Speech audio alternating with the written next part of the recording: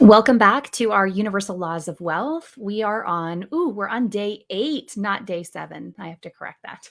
We just have these moments where I'm like, oh, last second, I'm gonna edit that. I'm gonna put that on there and make it easy for you all to see it again. So we'll do it again. So anyway, welcome back to the series and welcome back to our 8th day, our 8th conversation, and the conversation that really, if you're here because you want greater flow of wealth in your life, then understanding the law of circulation is key. Now, there are pieces that without understanding oneness, without understanding love, without understanding the intentionality of our frequency streams, without really understanding that, we can't really make sense of why the law of circulation is so powerful. Or if you're like me, I understood the law of circulation was one of the first laws that I came across and began exploring really deeply.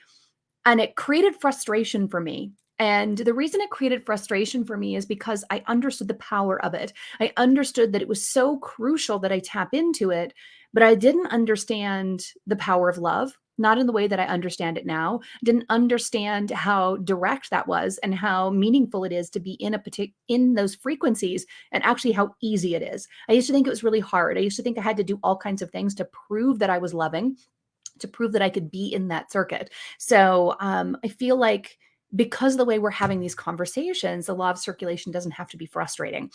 We spend a lot of time, in fact, most of Mindshift is the law of circulation. We are learning how to operate within circulation because circulation is flow. And flow is what moves us. So it moves us, it moves our resources, it moves us into alignment with our experiences. The law of circulation is incredibly powerful. Oh, it's good to see you live, Sherry. It's good to see you all. Good morning.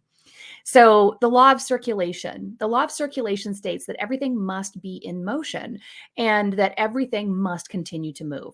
But what it also says is that there are circuits, there are pathways for frequency. So circulation is happening within specific pathways of, imagine it like electrical current.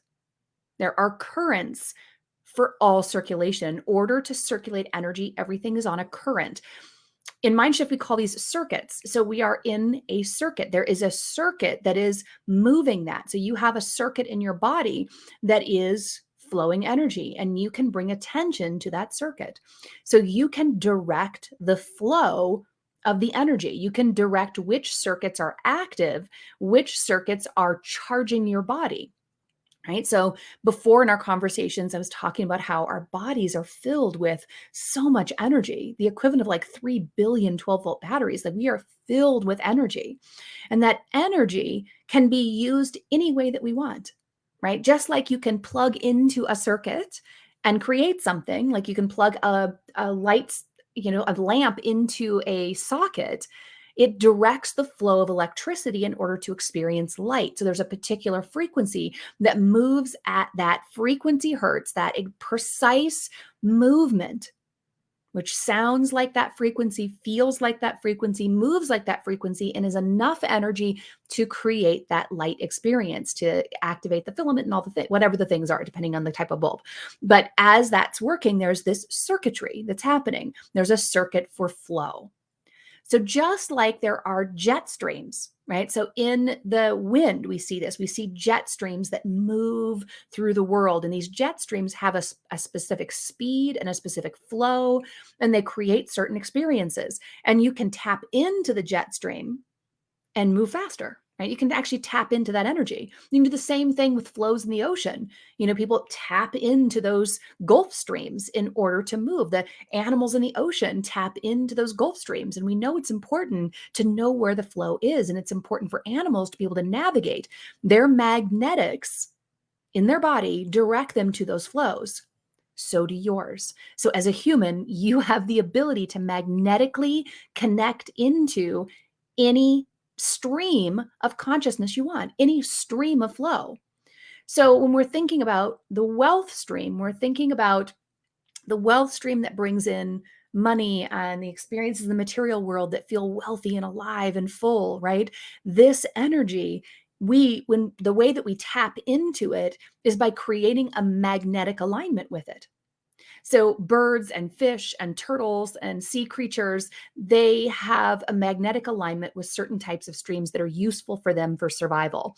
They're not conscious of changing them, they flow with them. So when the planet changes its magnetic energy, those animals move in alignment with that magnetic energy, and they feel a disruption when it's changing. So right now we're changing consciousness and we're feeling a disruption. But as the planet changes, which is what's happening now, those magnetic energies are moving and those streams are being impacted, and animals are having to adjust, and their body is going through an evolutionary process. It's going through a process of adjusting their magnetic field. So the same thing is happening with humans. We're shifting where our magnetic alignment is, and we're becoming conscious that we can actually choose what's next. We can choose our alignment and how we experience this reality. And we choose that through things like choosing that the vibrational frequency we're going to have in our body. But we have to do it really specifically with mind and heart. So our thinking and our feeling need to be in coherence in order to tap into a stream. So when we're doing quantum expansion, which I know I've invited, probably all of you have experienced quantum expansion in one way or another. If you haven't, let me know, tag me, and I'll make sure you have an experience of it. But quantum expansion is about creating your own jet stream for whatever it is that you want, your own creative stream, your own creative circuit, because everything must move that way in order to experience life, in order to migrate, in order to move from one experience to another. We must be in a flow of it, and then that flow moves in a particular pattern. So while we're flowing, that flow is always, so the jet stream moves in a particular pattern, the Gulf Stream moves in a particular pattern. All of these streams of consciousness that have really distinct, abundant flows, they move in a pattern. Humans move in a pattern. You can create your connection to your own stream. So your stream of energy is unique. And then you can tap into, just like if you saw the movie Avatar, how they would plug their body into the body of, say, the horse that they were riding, or into the tree that had source energy.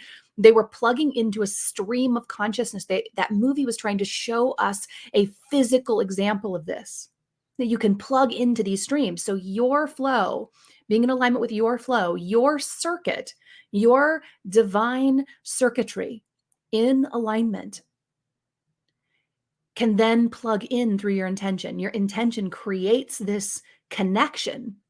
That connection moves out, and it connects in with the stream of wealth, the stream of well-being. It taps into those streams, and then you can travel with them. And so then you move. You do that in order to flow, and then you flow in a pattern. So that pattern then adjusts your consciousness and your thinking in order to evolve your consciousness, in order to evolve your experience. And so everyone must unfold in a pattern. That pattern can move at any pace that you want, but you can't skip a step. So we're going to talk about the pattern tomorrow, but you cannot skip a step in that pattern. So it's really important that you know that you're tapped into the flow and know how to stay in the flow, so that when you're in that pattern and you're experiencing the different different scenery along the way, the different experiences, the way that you feel while you're in that stream. When you pass by, imagine being a turtle passing by some continent in another space, and you're going this other way, and you know you're going to come into this place where you dip down.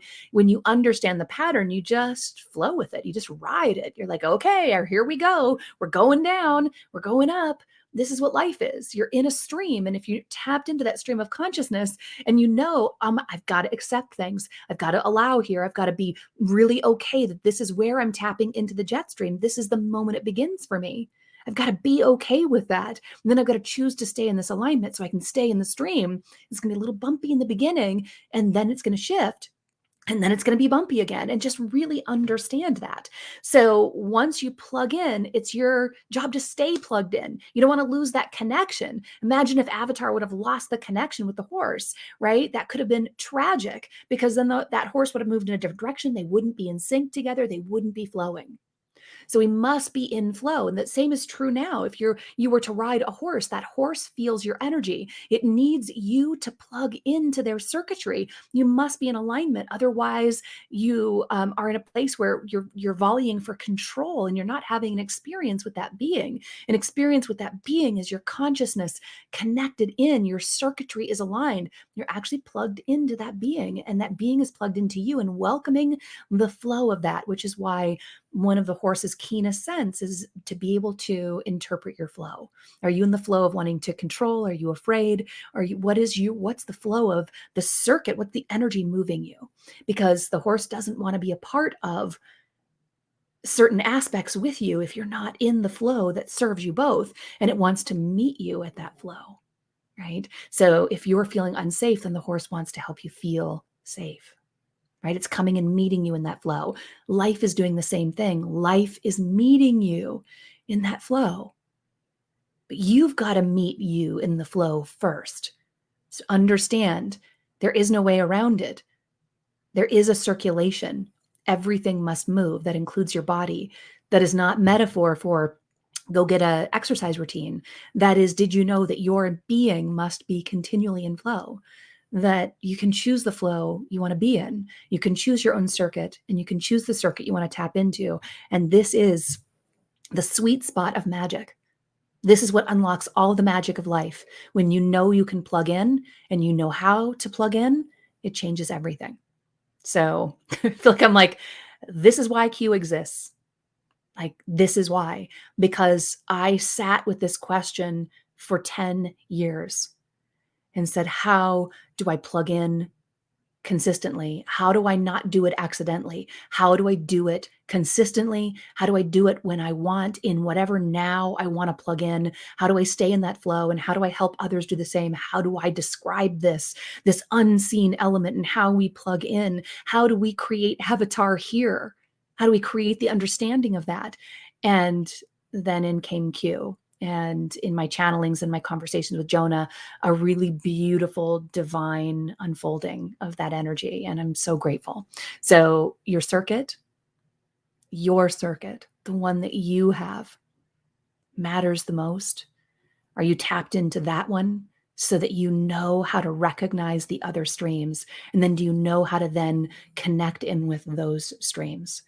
If you want to play with that more, I didn't intend to talk about mind shift today, but this is really mind shift is not just another program for me. Mind shift is this path. It's the path of learning to live in alignment with who we are and to flow in these circuits consciously, to use the universal law of circulation in a conscious way, to have the experience we dream of, that we can all have it right now together. So, we are changing the world. We are it. We are the change that's happening. We are tapping into it. We are doing it. And our curiosity is birthing the pathways. And I'm so excited. So I hope that you've enjoyed this series so far. And I look forward to our conversations and to talking about divine timing tomorrow, how the flow moves us, the pattern of the flow. It's so good. All right, everyone, have a great rest of your day, and I'll see you tomorrow. Bye for now.